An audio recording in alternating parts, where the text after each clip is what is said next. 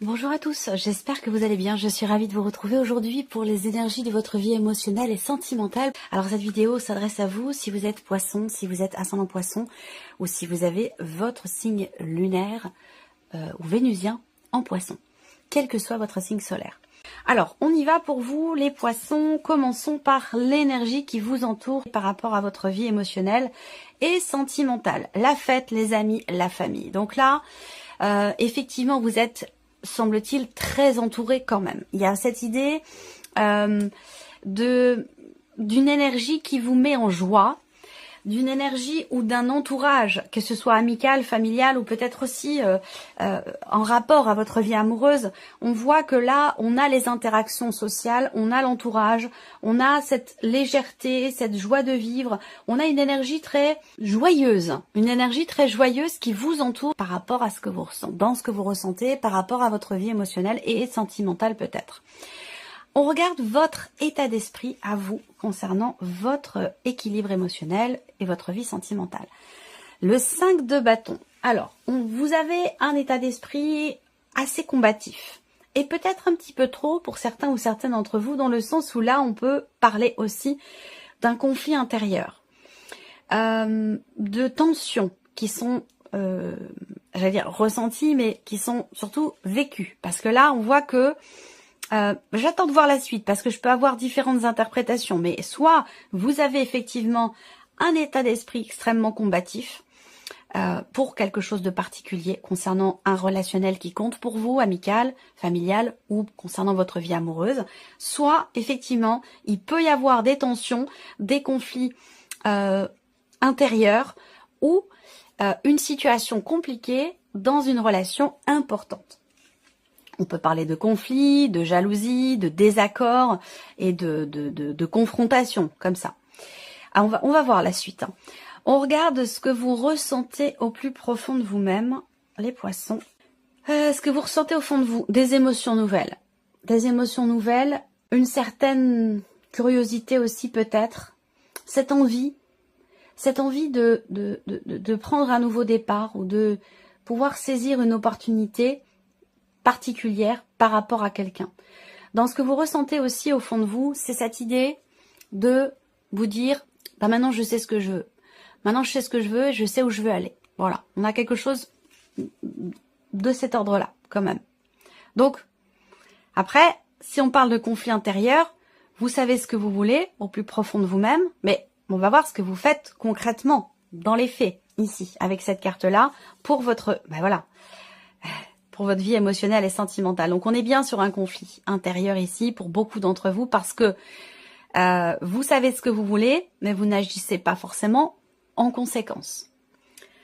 Donc là, on a effectivement deux énergies qui peuvent être contradictoires et qui peuvent générer des tensions intérieures, des conflits intérieurs. Une forme de dualité quelque part, une complexité. Ça me fait penser à la carte du chariot dans le tarot. Ou avec cette carte, alors je vais vous montrer, parce que c'est quand même important ce que je vais vous dire, c'est quand même important par rapport à vos énergies là.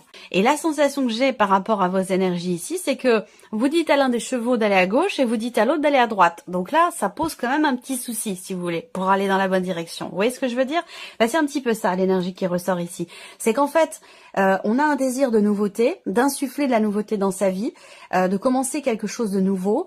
On sait ce qu'on veut et en même temps, on n'est pas dans l'action ici. C'est comme la loi de l'attraction. Il ne s'agit pas d'attirer à soi ce que l'on désire si on n'agit pas dans ce sens.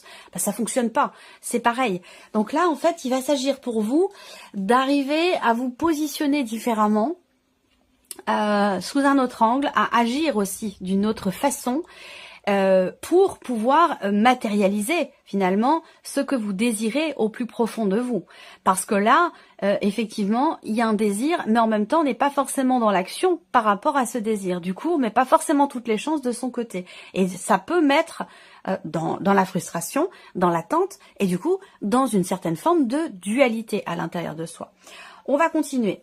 On va regarder maintenant la personne qui est en face de vous, l'énergie qui ressort pour cette personne. Ça peut être quelqu'un de la famille, un ou une amie, ou la personne de votre cœur, la personne avec laquelle vous vivez. On regarde l'énergie qui entoure cette personne. Bon, alors on a une énergie très équilibrée, relativement stable, ou une énergie qui permet de se sentir bien. On a quelque chose de sain, quelque chose d'équilibré qui entoure cette personne. Après, pour certains ou certaines d'entre vous, cette personne peut être influencée par une situation peut-être familiale ou amicale, où il y a quelqu'un de proche de cette personne qui peut avoir des problèmes de santé, et il est possible que cette personne soit extrêmement touchée et influencée par cette situation. Là, ça parlera pas à tout le monde, mais c'est quelque chose qui me vient et qui semble être important, parce qu'effectivement, ça peut avoir un impact sur votre relation, mais en même temps, c'est important de le prendre en considération, de la prendre en considération, cette influence. On regarde l'état d'esprit de la personne qui est en face de vous. L'empereur. Alors, on a quelqu'un d'assez droit, ici, d'assez carré. Quelqu'un qui peut sembler aussi peut-être un peu rigide, ça c'est possible également. Mais en tout cas, on a clairement ici quelqu'un qui sait où il ou elle va, qui sait ce qu'elle veut, qui sait ce qu'il veut. On a quelqu'un qui se laisse pas influencer par l'extérieur. Donc, quelqu'un qui est quand même solide, posé, et qui peut, de par cette assise, sembler un peu froid, un peu distant, un peu rigide, mais c'est quelqu'un qui, voilà, qui a une certaine rigueur en fait. Et je pense que cette rigueur, cette personne-là se l'applique à elle-même et peut aussi l'appliquer également à votre relation. Alors ça peut créer aussi des tensions, ça peut créer une forme de conflit intérieur de votre côté. Ça, c'est possible également. On va continuer. Si cette personne est influencée par la santé de quelqu'un qui est proche, qui lui est proche, ça peut être quelqu'un qui est du signe du Bélier. On continue. Qu'est-ce que cette personne ressent plus profond d'elle-même par rapport à vous?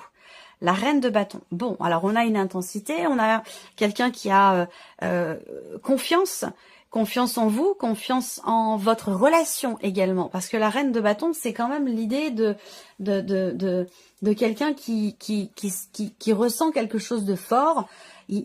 Ça me parle de quelqu'un qui est passionné aussi. Il y a quelque chose. Alors, on a une énergie quand même une énergie de feu quand même en face de vous pour beaucoup d'entre vous. Donc, vous pourriez avoir en face de vous là quelqu'un qui est quand même qui est Bélier, Lion ou Sagittaire. Et voilà, on a quelqu'un qui est confiant et qui ressent quelque chose de positif, et qui ressent aussi le fait que cette relation entre vous, elle est quand même constructive. Voilà, elle est quand même constructive. Mais quelque chose à régler là de votre côté. On continue. Qu'est-ce que cette personne fait concrètement dans les actes pour votre relation? Le 4 de bâton. Donc on a quelqu'un, encore une fois, le 4 de bâton, c'est en accord avec l'empereur pour moi, par rapport aux énergies de cette personne. On a quelque chose de cohérent ici. On a une cohérence que l'on ne retrouve pas forcément chez vous entre ce que vous ressentez au plus profond de vous et ce que vous faites concrètement. Voyez? Donc là, on a cette cohérence, on a quelqu'un qui bâtit, quelqu'un qui construit. On a quelqu'un qui agit pour stabiliser, quelqu'un qui agit pour consolider, pour bâtir, pour construire. Quelqu'un qui est dans l'action également pour le foyer, pour la famille. On a une ligne directrice ici. Alors, c'est aussi l'énergie qui vous entoure. Bien sûr, vous êtes en relation, donc il y a une synergie, il y a une corrélation ici dans ce qui est vécu par rapport à un aspect familial ici, visiblement. Donc, je ne sais pas si c'est la famille que vous avez vous-même dans votre couple construite, ou si c'est une influence effectivement familiale qui peut-être vous pose problème et vous met dans la dualité ou dans le conflit intérieur. De toute façon, dans les faits, dans les actes, avec le pendu, soit c'est un conseil que l'on vous donne, soit c'est un fait où effectivement il va être question de se positionner autrement, pour avoir un point de vue différent, de se positionner autrement, pour avoir aussi des perspectives différentes et pouvoir également agir d'une autre manière. Voilà. Alors, on va mettre en corrélation ici vos énergies respectives, toujours avec le tarot. On commence ici par vos états d'esprit respectifs. Qu'est-ce que ça donne ici quand ça se rencontre? Bon, alors, il va s'agir d'avancer. Même si on a ici une tension, un conflit, la personne en face de vous, elle va être dans un état d'esprit où il sera question de poser un cadre. Il sera question de poser des limites et de mettre les choses bien au clair. On a quelqu'un quand même ici avec l'empereur qui a une certaine rigueur, comme je vous l'ai dit tout à l'heure, où il ne sera pas question d'être entre deux eaux, il ne sera pas question avec cette personne de tergiverser, il sera question, et ça prendra le dessus, d'aller de l'avant. Il sera question d'avancer et également faire en sorte d'arriver à laisser quelque chose derrière soi. C'est ce quelque chose qui, je pense, crée un conflit intérieur chez vous, une tension, peut-être une jalousie. Voilà. Dans l'idée, il va vraiment être question ici de passer à autre chose, de tourner la page et puis d'avancer en conscience. On regarde vos ressentis respectifs. Qu'est-ce que ça donne? On a le 5 d'épée. Donc, l'énergie de conflit stérile ici. Donc, effectivement, ça correspond avec ce qu'on disait tout à l'heure. Chose qui n'est pas forcément évident. Il y a vraiment ce besoin de lâcher prise. Hein. Ce besoin de lâcher prise par rapport à quelque chose qui n'est plus, ou laisser quelque chose derrière soi, se libérer, avancer. C'est très important parce que sinon, ça va continuer de vous mettre dans, ici, dans une certaine tension, dans une certaine dualité ou dans un conflit intérieur. Donc, on voit bien que il y a quelque chose à régler là.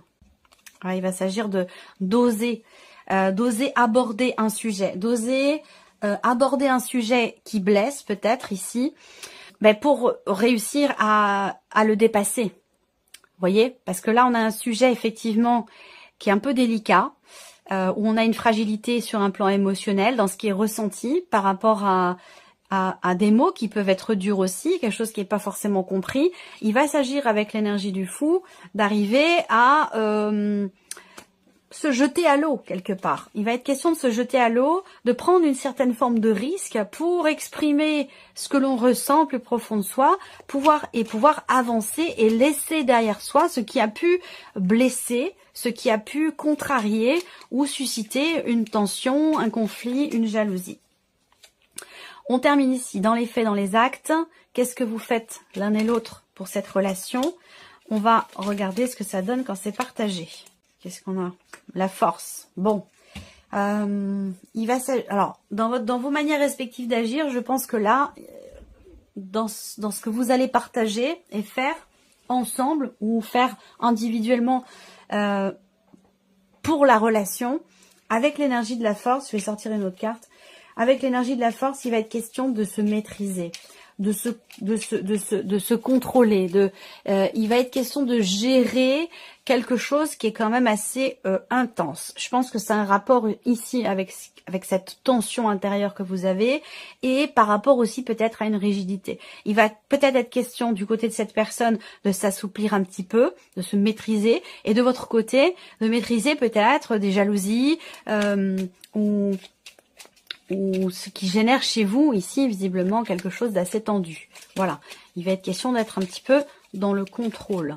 Alors, le fait qu'ici, on ait quelqu'un qui agisse pour stabiliser, construire, consolider, et que vous êtes en capacité quand même de voir la situation ou la problématique sous un autre angle, ça peut vous permettre, effectivement, de retrouver quelque chose de...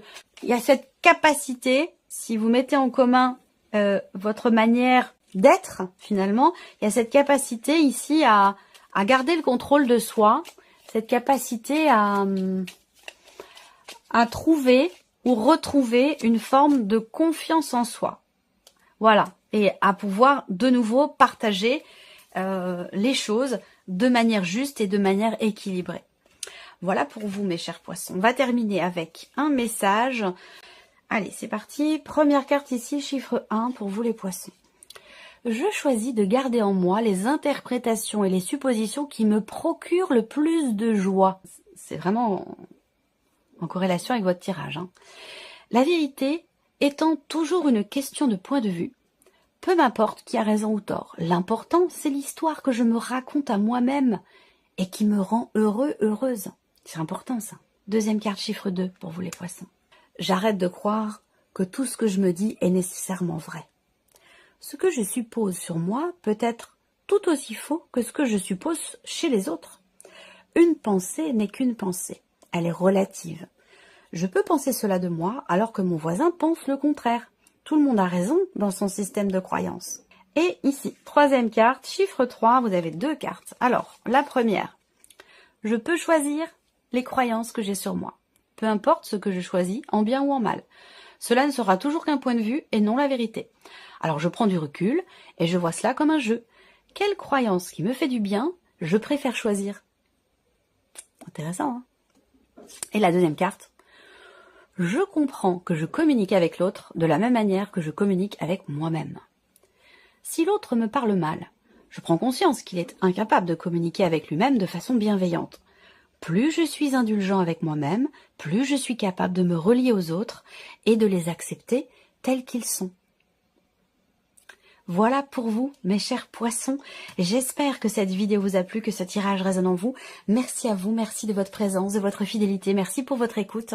Et puis on se retrouve très bientôt pour les prochaines vidéos. Prenez bien soin de vous. Au revoir.